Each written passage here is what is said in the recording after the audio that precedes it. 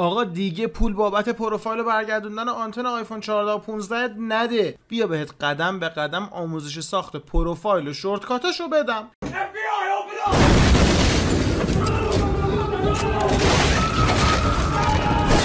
قبل از آموزش باید اینم بگم که ممکنه این راه حل فردا بسته شه، پس فردا، سال دیگه، یا اصلا بسته نشه. با این حال این ترفند راه حل قطعی نیست و تنها راه دائمی بازگشت آنتن ریجستری این گوشی‌ها یا تغییر شناسه IMEI اونها به یک گوشی ریجستر شده است. این مورد دومی که گفتم نیاز به یه متخصص با دستگاه مخصوصش داره، گرونه و خب تبعات خاص قانونی هم همراهشه. اول از همه شما به یک کامپیوتر مک یا ویندوز نیاز دارید. این مرحله رو خیلی جاها میگن آپشنال و دلخواه، برید از تو اینترنت اصلا دانلودش کنید. اما با تجربه 5 ماهه‌ای که دارم بهتره این مراحل رو انجام بدید تا شانس بازگشت آنتنتون بیشتر باشه. روی ویندوز یا مک فرقی نمیکنه، حتما قبل از هر چیزی پایتون 3 رو نصب کنید. توی گوگل لیستش ساده بزنید خیلی راحت آموزش نصبش میاد. بعدش هم نوتپد پلاس پلاس رو حتما روی ویندوز داشته باشید که کلی باهاش کار داریم. از لینک تو دیسکریپشن از ریپوزیتوری گیت هاب فایل‌های مخصوص تولید پروفایل رو دانلود کنید. قبلش گفتم که میتونید پروفایل رو توی وب پیدا کنید و استفاده کنید، اما بهتره UUID یکتا داشته باشید تا احتمال قطع شدنش کمتر باشه. بعد از دانلود و باز کردن فایل فشرده، اول رو برنامه UUID جنریتور راست کلیک کنید و بعدش این گزینه رو انتخاب کنید تا صفحه کد براتون باز شه. حالا از منوی ران گزینه ران ماژول رو انتخاب کنید تا یه پنجره جدید این شکلی باز بشه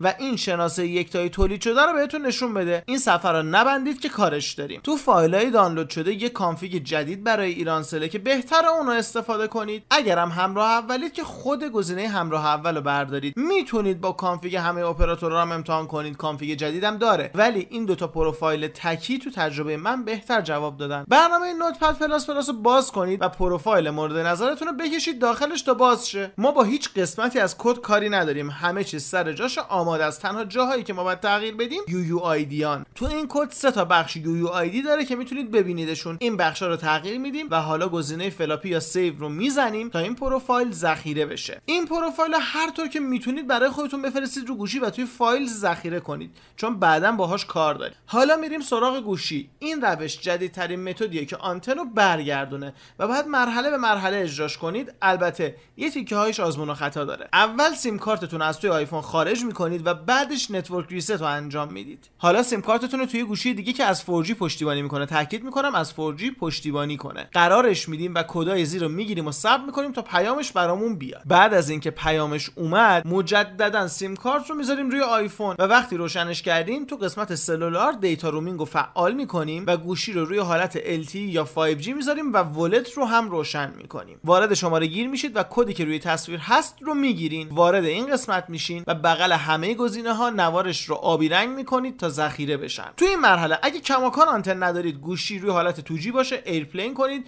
و دوباره برش دارید تا آنتن بیاد. توی دیسکریپشن لینک چند تا شورتکاته، همشون رو روی گوشیتون باید دریافت و ذخیره کنید. بعد از اینکه شورتکات ها رو نصب کردید، الان وقت اینه که پروفایل رو مثل تصویر نصب کنید. نصب پروفایل هم آسونه، انتخابش میکنید، میرید توی ستینگ، تاییدش میکنید، رمزتون رو میزنید و پروفایل نصب میشه. اینجا باز میرید توی سلولار و نتورک سلکشن رو از حالت اتوماتیک برمی‌دارید و دستی یکی از شبکه‌ها رو انتخاب می‌کنید. حالا وارد تک تک شورتکات‌های میشید که عدد 11 ته اسمشونه. اسم اپراتور اگر درست نیست دستی تایپش می‌کنید و ذخیره‌اش می‌کنید. حالا چک کنید که شورتکات آنتن اسم هر شورتکاتش توش درست باشه، مثل این صفحه باشه ها. اگه نبود اصلاحش کنید، خیلی راحته، میزنید روش انتخاب می‌کنید. حالا شورتکات رو اجرا کنید و حالش رو ببرید. بازم یادآوری می‌کنم که این راه حل مقطعیه و ممکنه هر زمانی از کار بیفته، اما به تست شدنش میارزه، اونم تو شرایطی که 14 و 15 ریجستر نمیشن. اینم از یه راهنمای کامل و جامع برای ساخت پروفایل یکتا و منوی آنتن آیفون 14 و 15. امیدوارم که این ویدیو رو دوست داشته باشید و اگر تست کردید حتما تو کامنت ها برامون بنویسید. اگر آموزش جدیدی دوباره درست شد حتما برای شما یه ویدیو ازش درست میکنم.